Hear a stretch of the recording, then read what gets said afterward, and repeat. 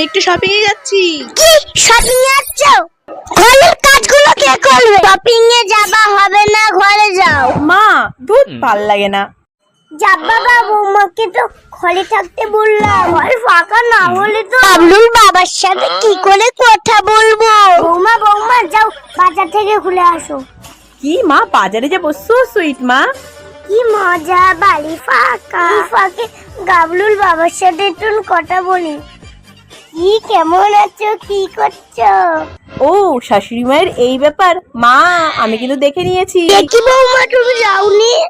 না মা, আমি এখনো যাইনি। আপনি তো গাবলুর বাবার সাথে কথা বলছিলেন। আজকে না শ্বশুর বাবাকেও বলে দেবো, আপনার ছেলেকেও বলে দেবো এই কথা। মা, এই বয়সে আমার মান সম্মানটা খেও না। ঠিক আছে, বলবো না। এখন আমাকে ঝটপট করে 200 টাকা দিয়ে দিন তো। এই নাও বৌমা। Thank you mummy. বাবা বাঁচলাম।